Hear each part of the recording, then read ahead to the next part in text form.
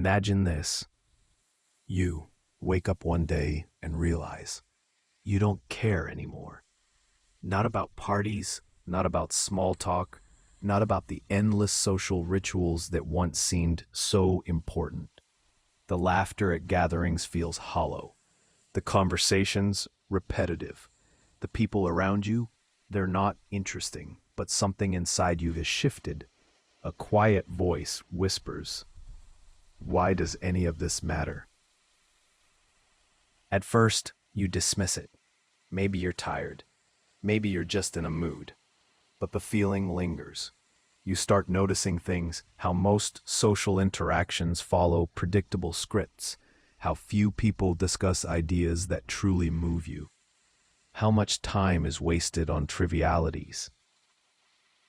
What if smart people don't care about social life, not because they're broken, but because they see something most don't? Consider the loner genius, the Einsteins, the Teslas, the Emily Dickinsons. History's brightest minds often lived on the fringes of social acceptance. Were they maladjusted, or did they simply refuse to play a game they saw as meaningless? Here's the paradox. Humans are social creatures, yet some of the most intellectually alive among us seem to reject this fundamental need. Why? Is it arrogance, a lack of empathy, or is there something deeper at work? Something about the nature of intelligence itself that makes conventional social life feel insufficient. Think about it.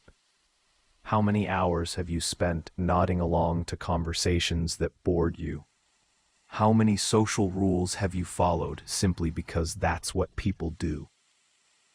What if the real dysfunction isn't in those who opt out, but in a society that rewards conformity over depth? The tension here is visceral. We're taught that social connection is the key to happiness, yet some of the most brilliant, creative, and fulfilled individuals in history lived in relative isolation. What do they know that we don't? This isn't just about introversion. It's about a fundamental mismatch between the way intelligent minds operate and the shallow rewards of most social exchange. So let's ask the dangerous question. What if the problem isn't smart people, but a world that fails to engage them? The answer lies in a hidden force, one that shapes not just how we interact, but why we interact at all. And once you see it, you'll never look at social life the same way again. The deeper you look, the clearer it becomes. Smart people don't reject social life because they're antisocial. They reject it because most social life rejects depth. Consider Nietzsche's observation. The individual has always had to struggle to keep from being overwhelmed by the tribe. Intelligence, by its nature, seeks novelty, complexity, and truth. But society often rewards the opposite: conformity, simplicity, and comfort.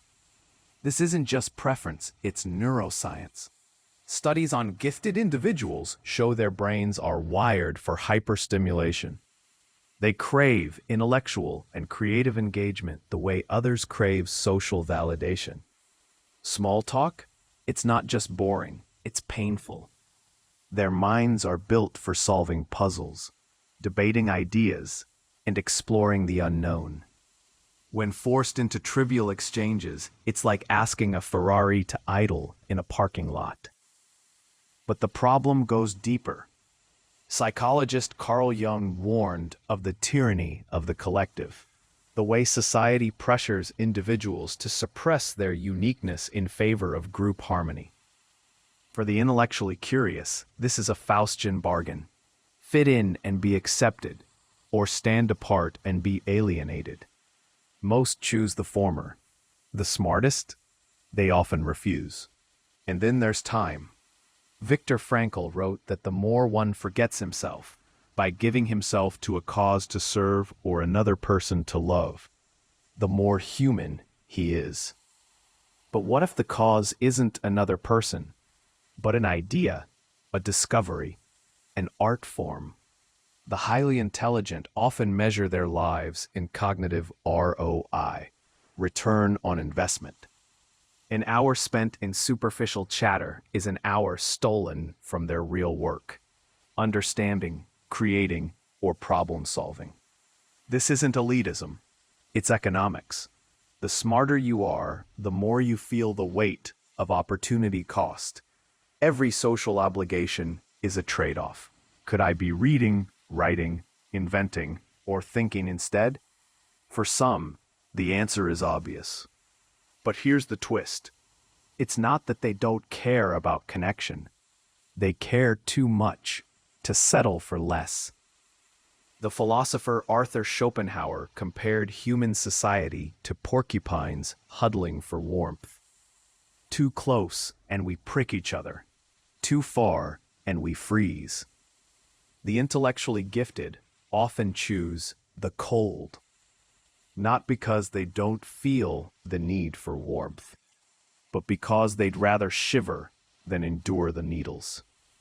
Which leads us to the silent crisis no one talks about. The fallout is everywhere, but we've been trained not to see it.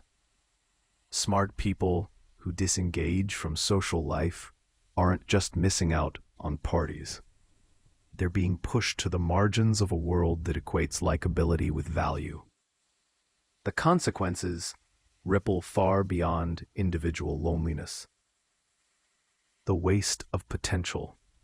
How many breakthroughs never happen because the minds capable of them are too isolated? How many geniuses burn out in obscurity, lacking the support systems that nurture their work?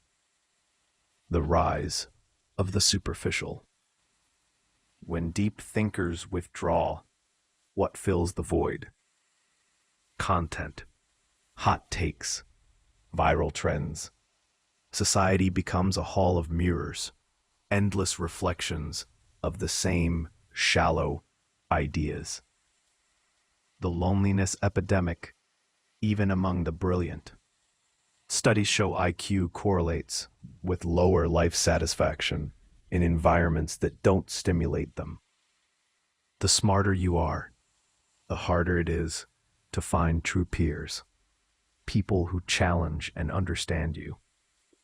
But the most dangerous consequence, a culture that pathologizes depth. We call the socially disengaged awkward, cold, or on the spectrum. We assume the problem is them, not the fact that society offers few spaces for meaningful connection. The modern world is built for extroverted mediocrity, rewarding charisma over insight, confidence over wisdom.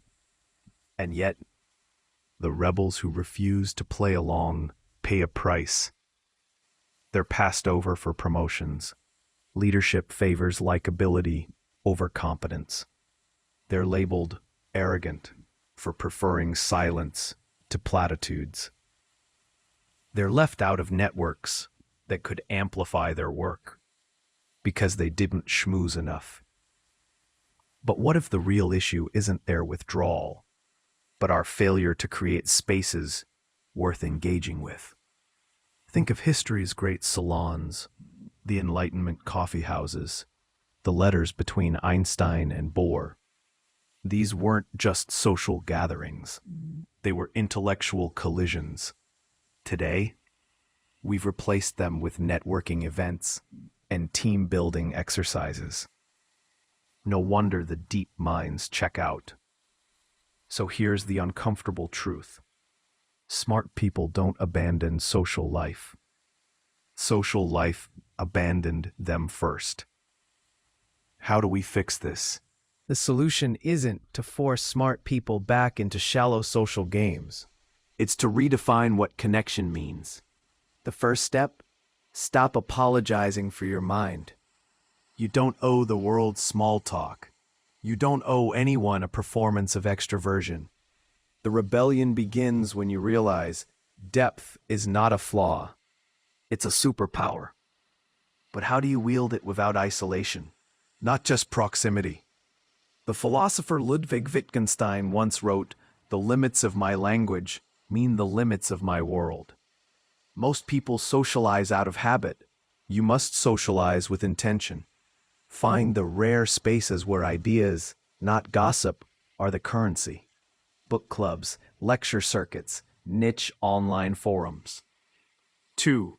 Master the art of selective engagement. The Stoics had a principle: better to trip with the feet than with the tongue. You don't have to be silent, just strategic. A single meaningful conversation is worth 100 hollow ones. Learn to exit gracefully when interactions turn trivial. 3. Reframe solitude as a creative force. Nikola Tesla once said, "The mind is sharper and keener in seclusion." Loneliness is the pain of absence. Solitude is the power of presence. The most original ideas are born in silence. Protect yours. Build a minimum viable social life. Like a financial portfolio, diversify your connections, those who truly get you. Intellectual stimulants, mentors, debates, those who sharpen your mind. Low-effort maintenance, occasional check-ins, for practical needs. Everything else, noise. Weaponize your unpopularity. History's greatest thinkers were often outsiders. If society labels you too intense, wear it as a badge. The more you're misunderstood, the more you're free to think differently. This isn't anti-social, it's anti-bullshit. The world needs deep minds more than ever. But first, you must stop begging for a seat at a table you don't even respect. Here's the secret no one tells you. Smart people don't avoid social life because they're broken. They avoid it because they're waiting for a version of society worth joining. And that's the tragedy. We've built a world that rewards performance over truth, likability over substance. No wonder the brightest minds retreat. But the ultimate revelation is this: you don't have to choose between depth and connection. You just need to redefine both. True connection isn't measured in laughs per minute. It's measured in ideas exchanged. True belonging isn't about fitting in. It's about finding the few who speak your language. The poet Rilke wrote, "The only journey is the one within." But even he corresponded with Freud. The balance isn't in more socialization, it's in better socialization. So ask yourself, am I lonely, or am I just surrounded by the wrong people? Do I crave approval, or do I crave understanding? Is my solitude a prison or a workshop? The answers will tell you everything. Final truth: the world needs its loners, its thinkers, its quiet observers, not despite their detachment, but because of it. They are the ones who see what others miss. They are the ones who change things. So if you're one of them, stop apologizing. The right people will find you, and when they do, you'll recognize each other immediately.